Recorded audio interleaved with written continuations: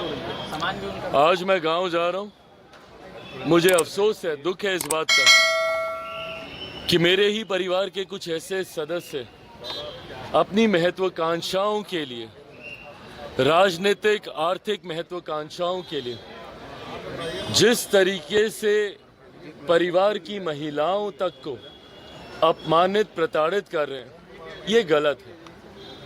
वो मुझसे बड़े हैं, मैं उनको कुछ नहीं कह रहा, पर मेरी बड़ी माँ तो उनसे बड़ी हैं। उन्होंने ज़रूर अपने आक्रोश को सामने रखने का काम किया। परिवार के सदस्यों ने इससे पूर्व राजनीतिक महत्वाकांक्षाओं के लिए मुझे, मेरी माँ को घर से निकाला था, और आज आर्थिक महत्वाकांक्षाओं के लिए मेरी बड़ी माँ, जिनकी शारीरिक परिस्थिति भी अभी ऐसी नहीं है कि वो इस तरीके की प्रताड़नाओं को झेल पाए, उनको जिस तरीके से घर से निकालकर कमरा बंद करने का, कमरे में ताला लगाने का काम किया गया, ये गलत है। ऐसा नहीं किया जाना चाहिए, पर ये उनकी सोच है। मैं मानता हूं कि अगर पहले उन्होंने पार्टी में हिस्सा चाहा, वो लिया, आज अगर उनकी सोच ये है कि वो संपत्ति तक में हिस्सा चाहते हैं, तो घर के बड़े वो हैं, फैसला उनको करना है। जो उनका फैसला है वो मेरी सराखों पर। Thank you. और जो 2025 में बिहार विधानसभा चुनाव है, विपक्ष साफ कह रहा है कि जो 17% मिलेगा उसका सीधा सीधा नुकसान होगा सत्ता पक्ष को। क्यों कोई ये नुकसान करना चाहेगा, बताइए ना मुझे। अगर इतना ही स्पष्ट है, अगर विपक्ष इतना ही स्पष्ट है कि भैया 17% का हम लोग को नुकसान होगा, हम लोग क्यों करना चाहेंगे? हम लोग चाहते हैं कि समाज में बराबरी का एक माहौल बने, अमीर और गरीब के बीच की लड़ाई को कम करने की सोच के साथ मेरी सरकार कार्य कर रही है। ऐसे में कुछ मुट्ठी भर लोग जो यहाँ पे बैठकर निर्णय लेते थे, तकलीफ से उन लोगों को होगी। इससे मुसलमान समाज में एक बड़ा वर्ग ऐसा है, गरीब मुसलमानों का, जिनको मौजूदा संशोधन जो हुए हैं उसका लाभ उनको मिलेगा। ऐसे में अगर विपक्ष ये कहता है, ये वही विपक्ष है जिन्होंने मुसलमानों को सिर्फ वोट बैंक बनाने का काम किया। 2006 में आई सच्चर कमेटी की रिपोर्ट ने स्पष्ट तौर पे मुसलमानों के हालातों का जिक्र किया। 2006 से पहले किसकी सरकारें थी? केंद्र में लंबे समय तक कांग्रेस समर्थक सरकारें रही। बिहार का अगर जिक्र करें तो पूरा 90 का दशक और 2005 तक लालू जी की सरकार थी। और तो और लालू जी का खुद का बयान, बिहार में विपक्ष का जिक्र कर रहे हैं तो एक प्रमुख पार्टी विपक्ष की राजद भी है ना, तो लालू जी ने खुद क्या बयान दिया था भारत की संसद में, बताएं मुझे। क्या उन्होंने अपने इस बयान में नहीं कहा था, पटना तक का जिक्र किया था कि यहाँ पे डाक बंगला चौक की जमीन ये लोग हड़प कर बैठे हैं, वक्फ बोर्ड ने कहाँ पे जमीन पे कब्जा नहीं कर रखा है? क्या आदरणीय लालू प्रसाद यादव जी ने ये नहीं कहा था कि कड़े कानून बनाने की जरूरत है? मैं तो अपने पिता के विचारों को के संरक्षण की सोच के साथ आगे बढ़ रहा हूं। उनके विचारों से कतई कोई समझौता नहीं करूंगा। डंके की चोट पे इस बात को मैं कहता हूं। क्या मेरे छोटे भाई ऐसा कर रहे हैं? तेजस्वी, उनके पिता के विचार क्या थे? वो चाहते थे कि वक्फ बोर्ड में संशोधन किए जाएं, कानून में बदलाव किए जाएं और इसके खिलाफ कानून को और कड़ा किया जाए। यही शब्द थे उनके। तो भैया, हमारी सरकार ने तो लालू जी की सोच तक को स्वीकार करने का काम किया। तो ऐसे में जब विपक्ष कह रहा है तो वो कहीं ना कहीं आदरणीय लालू प्रसाद यादव जी की बातों पर, उनके विचारों पर, उनकी सोच पर ही प्रहार कर रहा है। बट बहरहाल 6-8 महीने हैं अभी बिहार में चुनाव में। इन 6-8 महीनों में पता चल जाएगा कि इससे मुसलमानों का अहित हुआ है या गरीब मुसलमानों का भला हुआ है।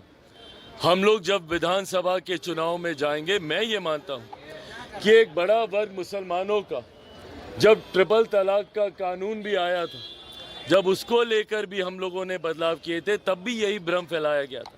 पर आज बताइए, मुसलमान महिलाएं जो ट्रिपल तलाक की वजह से प्रताड़ित होती थी, कहीं ना कहीं उनको आत्मसम्मान, उनकी आत्मरक्षा के लिए वो बदलाव किए गए। आज उनका मजबूत साथ हमारी सरकार को मिलता है। बिहार विधानसभा चुनाव आते आते तक मुसलमान वर्ग में एक बड़ा वर्ग जो गरीब मुसलमानों का है, वो चुनाव आते आते तक इसके सही पक्ष को समझते हुए हम लोग के साथ जुड़ेगा, ये मैं मानता हूँ।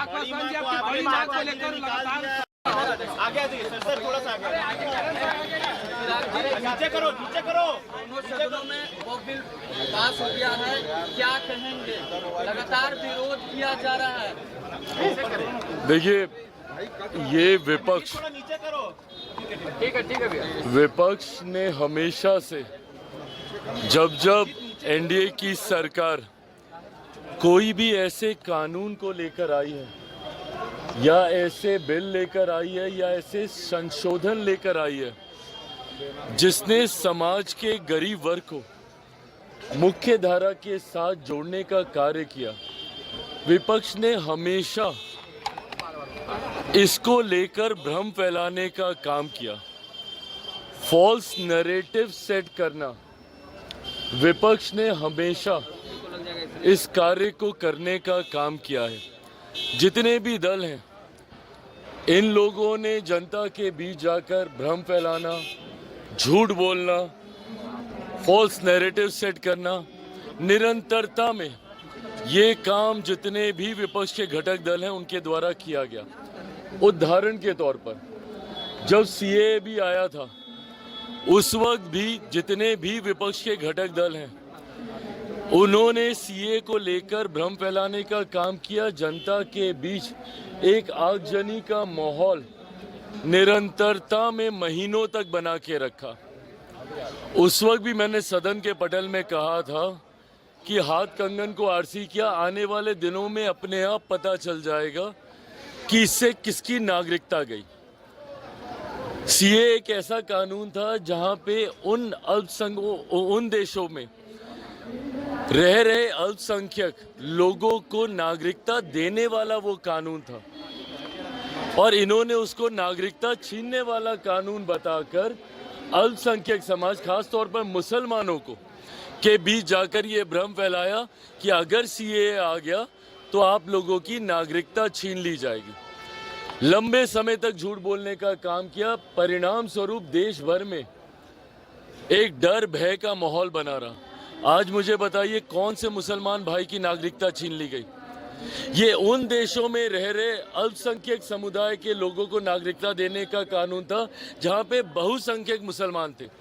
बट इन्होंने लोगों के बीच में, भारत में रह रहे मुसलमानों के बीच में भ्रम फैलाने का काम किया, ये कहकर कि इसमें मुसलमानों को नागरिकता नहीं दे रहे, इसलिए आप लोगों की नागरिकता छीन ली जाएगी।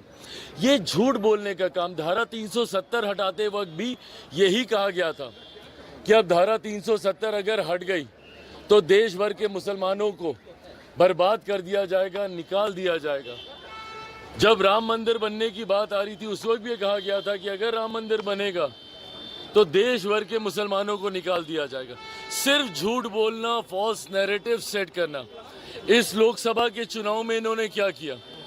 बार बार ये कह रहे थे कि अगर मोदी सरकार तीसरी बार आ गई तो आरक्षण समाप्त हो जाएगा, लोकतंत्र की हत्या कर दी जाएगी, संविधान समाप्त कर दिया जाएगा। जवाब देना विपक्ष के तमाम घटक दल, किसका आरक्षण छीन लिया गया? कहां का संविधान खत्म कर दिया गया? या फिर किस मुसलमान की नागरिकता छीन ली गई? सिर्फ झूठ बोलकर, डर का माहौल बनाकर आप अपने वोट बैंक को संभाल के रखते हैं। ये सोच गलत है। आज पुनः ये जो संशोधन विधेयक आया है वक्फ को लेकर, पुनः इसमें झूठ बोला जा रहा है कि ये मुसलमानों के हित में नहीं है, मुसलमानों की जमीन को छीनने का ये काम करेगा। जबकि स्पष्ट तौर से कहा गया है कि ये रेट्रोस्पेक्टिव है, इसमें किसी का भी अभी तक जिस भी मुसलमान की ज़मीन है या उस पे मस्जिद बनी हुई है उसको नहीं लिया जाएगा, उसको नहीं तोड़ा जाएगा। फिर भी उनके बीच जाकर ये भ्रम फैलाया जा रहा है। और इसमें ये तक कहा गया है कि अगर कहीं पे विवाद चल रहा है किसी विषय ज़मीन को लेकर, तो उसमें जो न्यायालय का फैसला आएगा वो सबको मान्य होगा। तो इसमें गलत कहाँ पे कोई कह रहे? अगर किसी सिस्टम में कोई पारदर्शिता लेकर आ रहा है, अगर ट्रांसपेरेंसी अगर एक सिस्टम में लाई जा रही है, तो इसमें गलत क्या है?